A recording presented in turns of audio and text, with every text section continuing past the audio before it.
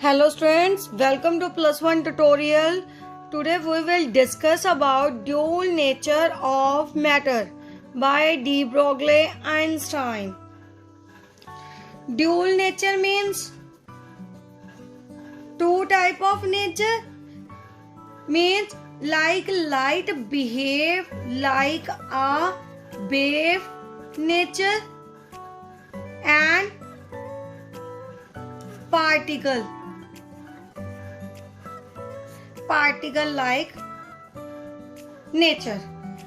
Firstly, Einstein suggested that light can behave as wave as well as particle like.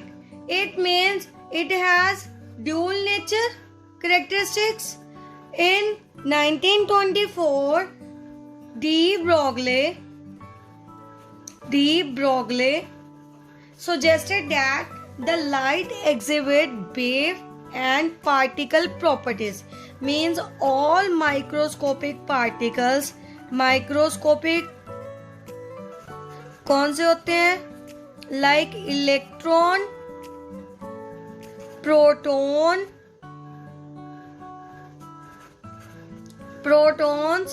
and atoms, molecules. All microscopic particles, for example electron, proton, atom and molecule, possesses dual nature of matter. Clear?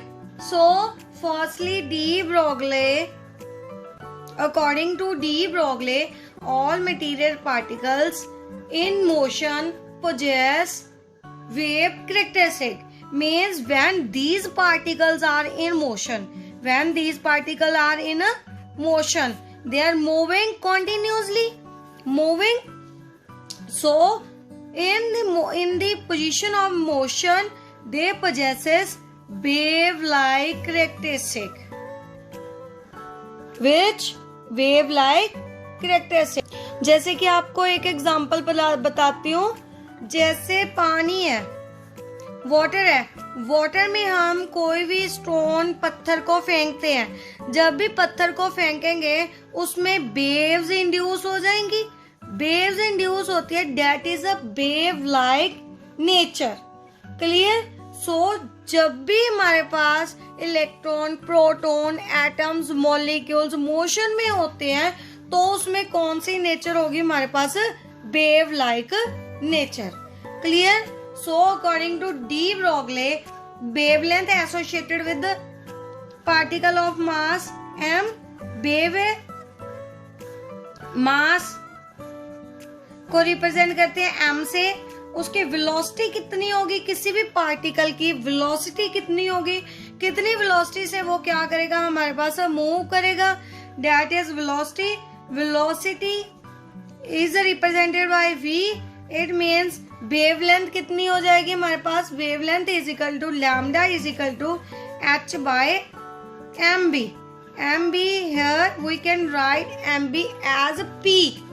p means lambda is equal to h by p. p is momentum means मास. किसी भी body का मास, कोई भी microscopic particle का मास कितनी velocity से move कर रहा है, that is a momentum. h is Planck's constant. इसकी बात तो हमने कल भी की थी, पहले भी की है, न्यूमेरिकल्स में भी इसको क्या किया है? यूज किया है. लैम्डा क्या हो गया हमारे पास? Wave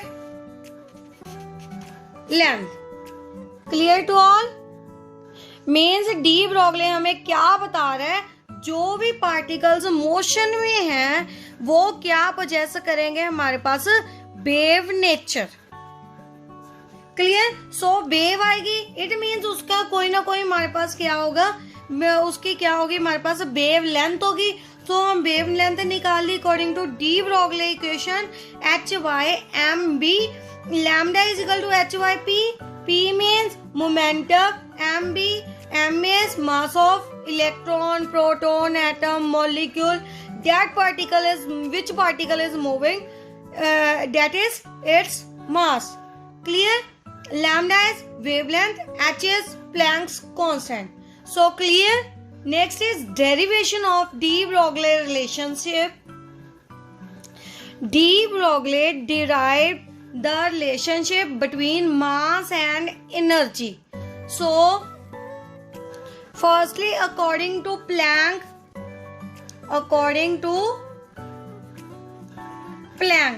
photon of light having energy E is associated with wave frequency nu, means E is equal to energy is equal to h nu. And next is according to Einstein equation,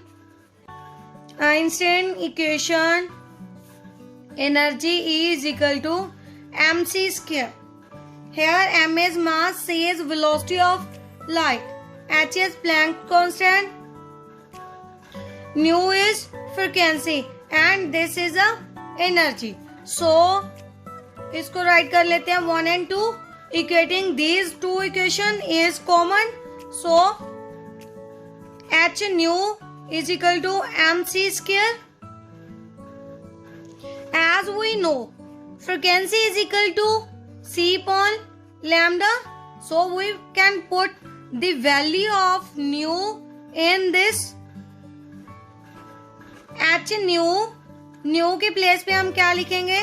c upon lambda is equal to mc square. Clear? So एक c से एक c cancel हो जाएगी. क्या आ जाएगा हमारे पास? h upon lambda is equal to mc. Lambda की वैल्यू निकाल लेते हैं क्योंकि अकॉर्डिंग टू डी ब्रॉगले हमने किसकी वैल्यू निकालनी है? वेव लेंथ की. सो लैम्डा को एक साइड में कर लो, इस साइड में ले जाओ लैम्डा को. Lambda is equal to h by M C. So we can write lambda is equal to h by M C. c is a velocity of light. So we can, it means in place of c we can write the value v. V means velocity of any particle. Clear? So this become a equation of de Broglie. इधर right करते हैं इस equation को. Means lambda is equal to h by m nu and we can mb. We can write it as a P. What is P? P means momentum. So lambda is equal to Planck's constant upon P is momentum. P is, it's a Planck's constant. Means इसकी value क्या रहेगी? हमारे पास fix रहेगी. अगर हमने proportionality में लिखना हो, अगर देखना हो, मीन्स लैम्डा की वैल्यू किस पे डिपेंड कर रही है? It means lambda is inversely proportion to momentum of any microscopic particle. So it means that wavelength of a particle in motion is inversely proportion to momentum. Clear to all? This is known as de Broglie relationship. Next is justification of dual nature of electron. Means electron behave like particle as well as wave like characteristic. So firstly discuss about particle nature. Here we are taking an electron behave like a particle. So firstly discuss about particle nature. Means electron have definite mass, energy and momentum. क्या है हमारे पास? Electron के पास definite मास भी है, energy भी है और मोमेंटम है. सो So when a electron, suppose this is the electron, strike a zinc sulfide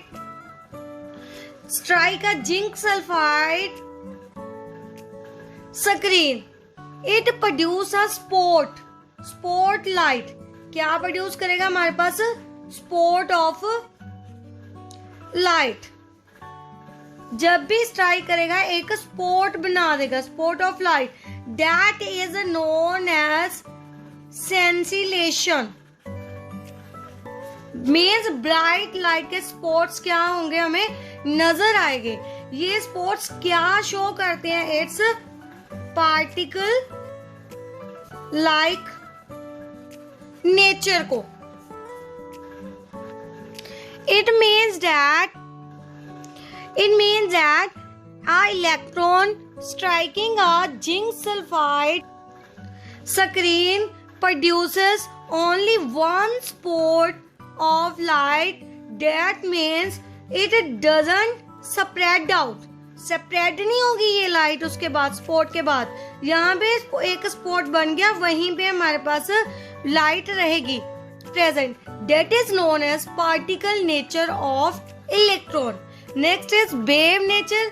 wave nature में क्या हो जाएगा? जो हमारे पास लाइट है वो क्या हो जाएगी? स्प्रेड हो जाएगी लाइक दिस वेव्स. जैसे कि आपको एग्जांपल बताइए, वाटर में जब भी स्टोन फेंकते हैं लाइक दिस, क्या बनती है हमारे पास? वेव्स बनती है. That is known as wave nature. Wave nature, जो भी हमारे पास वेव स्पेक्ट्रा पैटर्न नजर आता है, that is same like X rays, X ray pattern. X ray pattern की तरह नजर आता है. सो हमारे पास जो वेव नेचर है, that behave like X rays. Clear? Means we conclude that first point, electron behave like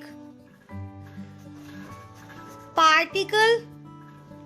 second point, electron behave like X-rays. Clear? So this represent the dual nature of any microscopic particle.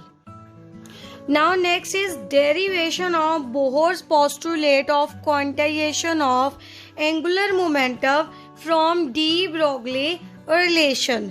So according to this, an electron moving around the nucleus, an electron moving around the nucleus in the form of wave.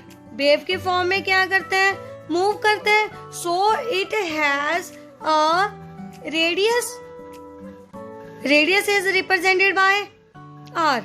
अगर if two ends of wave meet to give a regular series of crust and trough, then wave is said to be in phase. क्या हमारे पास waves induce हो रही हैं? It means according to this, if these waves meet to give a regular pattern, meet here and give a regular pattern, it means this is in phase. And if the two ends do not meet to give a regular pattern of crust and troughs, it is out of phase like this. If a wave do not meet, ये क्या नहीं हो रही यहाँ पे? meet नहीं हो रही. Clear? It means it do not give a regular pattern, so this is out of phase. बात समझ में आ गई? हमारे पास क्या है? एक इलेक्ट्रॉन मोशन में है, वेव नेचर शो कर रहे हैं. अगर तो उसकी क्रस्ट और ट्रफ ये क्रस्ट, ये वाले ट्रफ्स। क्लियर? अगर क्रस्ट और ट्रफ आपस में क्या कर रहे हैं, मीन्स एक वेव आपस में मैच कर रही है, मिल रही है, मीट कर रही है, so that will be in face. अगर वो मीट नहीं कर रही, it means that is out of face. So next is from this it is clear that circumference of orbit must be integral multiple of electron wavelength। Clear? क्या है, एक circle बन रहा है हमारे पास, सो इसका सर्कमफेरेंस होगा, सर्कमफेरेंस किसके इक्वल होगा, n multiple of its wavelength के। देखिए circumference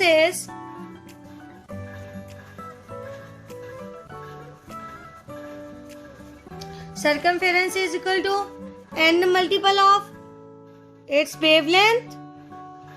Circumference of a circle is equal to 2 pi r, means equal to n lambda। ये एक्सप्रेशन आ गया हमारा सर्कमफेरेंस है, but according to de Broglie की भी बात की है यहाँ पे। So according to de Broglie equation, lambda की वैल्यू किसके इक्वल थी, h बाय एम बी के। जहां पे लैम्डा की वैल्यू पुट कर दे,